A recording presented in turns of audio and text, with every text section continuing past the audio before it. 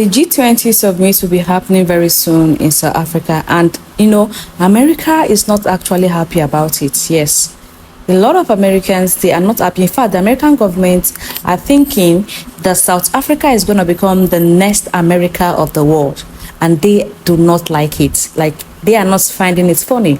I'm going to be sharing some couple of videos for you guys to watch. Please, also watching, do so well to like the video, subscribe to the channel, and please share the video.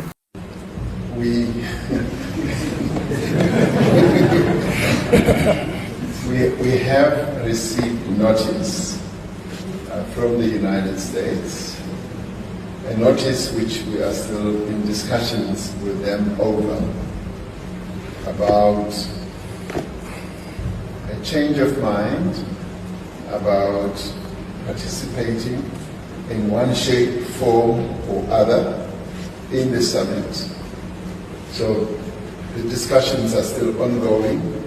The United States is not participating in official talks at the G20 in South Africa. I saw the South African president running his mouth a little bit against the United States and the president of the United States earlier today, and that language is not appreciated by the president or his team. The ambassador or the representative of the embassy in South Africa is simply there to recognize that the United States will be the host of the G20. They are receiving that send-off at the end of the event. They are not there to participate in official talks, despite what the South African president is falsely claiming. So President Cyril Ramaphosa is seemingly challenging the White House because, according to a spokesperson, Vincent Magwenya, he will not be handing over the G20 presidency to the U.S. representative that the White House is sending on Sunday. Contrary to news reports, the U.S. says it is still not taking part in the G20 summit and will merely be sending somebody on Sunday for the handover. White House Press Secretary Caroline Levitt said President Cyril Ramaphosa was, quote, running his mouth, and this is in response to comments the president made about the U.S.'s possible participation in the summit. So the question still remains, what's going to happen on Sunday? Oh, and ladies and all the men that supported the ladies, y'all did it. The president declared gender-based violence and femicide a national crisis in South Africa. In recognizing the plight of our women, we are now going to classify gender-based violence and femicide as a crisis that needs to be addressed. This just shows the power of South Africans, and more specifically South African women, because literally through purple profile pictures, petitions and videos over the internet, you guys got the president to declare GBV and femicide as a crisis in South Africa. I assume from here the president is going to do all that he can to make sure that we put an end to this. But yeah, South Africans, well done. Breaking news, USA is criticizing South Africa because of inviting so many African countries in G20. So Trump is saying that the G20, it doesn't feel like G20 anymore. It feels like G100, and inviting so many people, it makes the G20 lose its value. He also said that next year the guest list will be very small, but South Africa is defending themselves.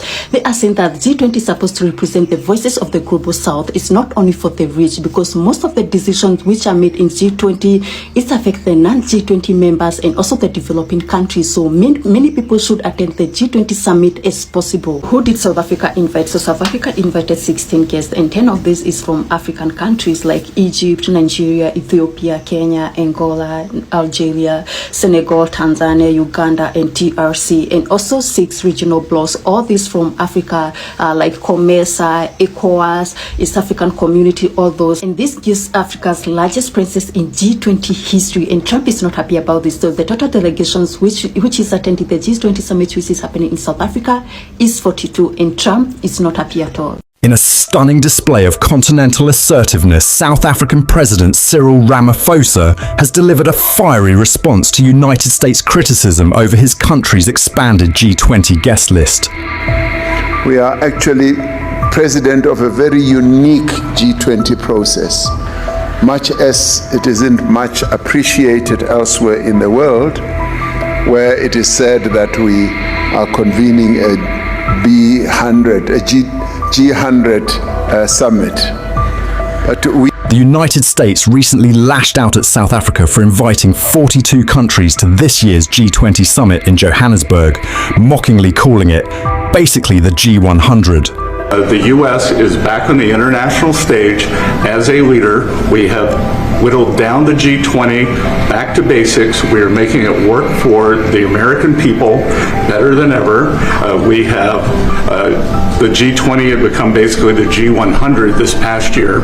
So we are gathering just 3 days before the start of the G20 Leaders Summit, which is being held for the first time, as we all know, on African soil, and that should give all of us a sense of pride, as well as a sense of honor, and I would say privilege, because in the history of the G20 and coming together of the big economies in the world, which represent about 80% of world GDP, have never really focused on Africa in the way that this G20 is seeking to make them to focus on our continent and us.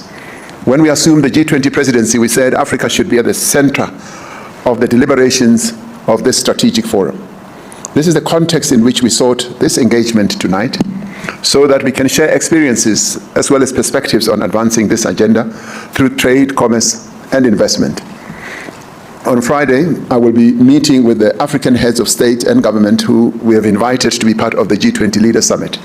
We will also have the chairperson of the African Union as well as the African Union Commission, who, as we know, the AU is now a member of the G20, as a result of our campaign that South Africa should not be the only country or only representative of the continent in the G20 process.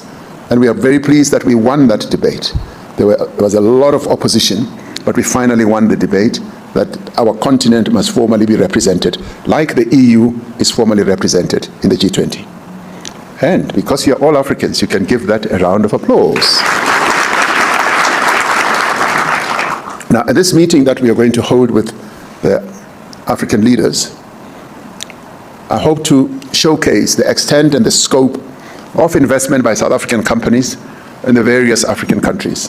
Now, this will be an opportunity to reaffirm the commitment of South African companies to the development of the continent. We will reiterate our shared responsibility to create conducive and enabling conditions for doing business in each other's countries.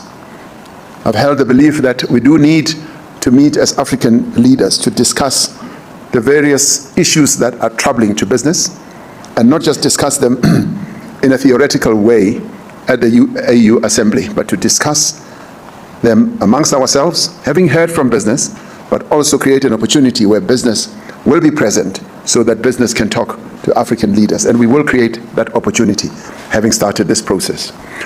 We acknowledge the work that has been undertaken by the B20 to connect the business community with governments. Many of you gathered here have made significant contributions to the B20 deliberations during our G20 presidency.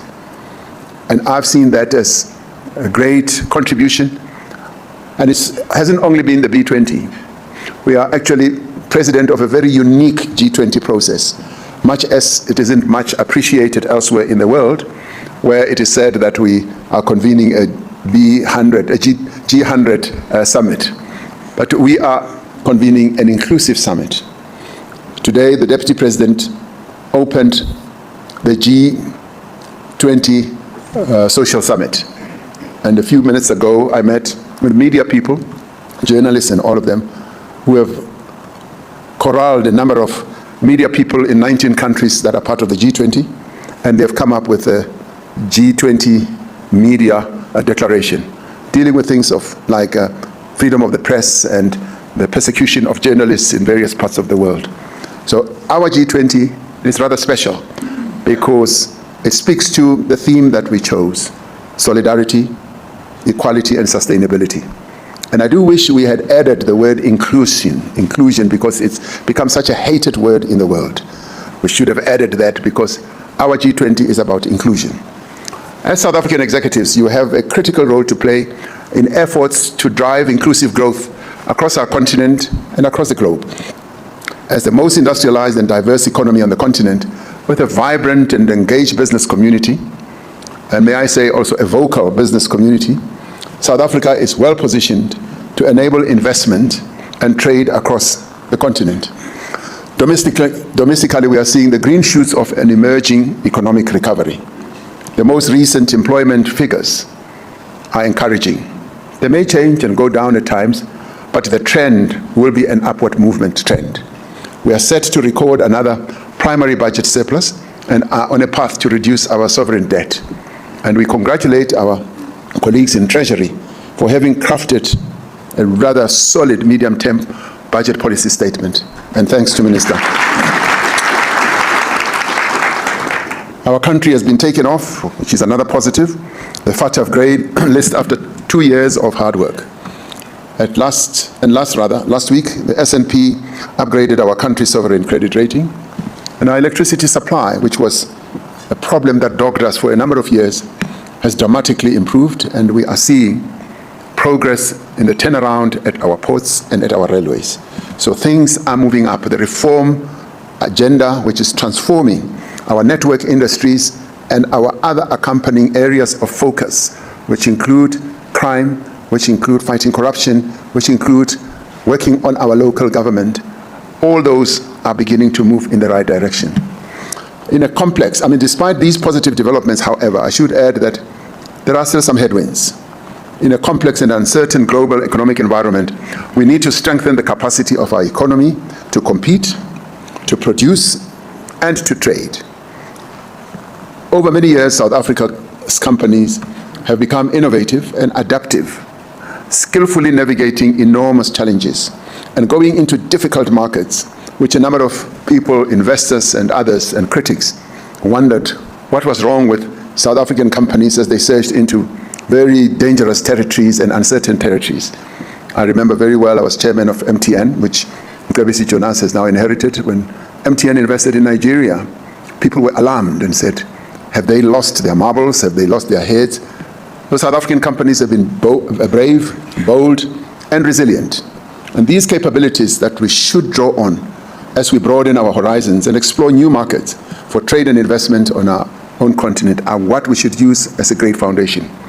The implementation of the African Continental Free Trade Area will profoundly transform market access for South African goods, services, and investments. It will help to drive regional integration and value chains across borders.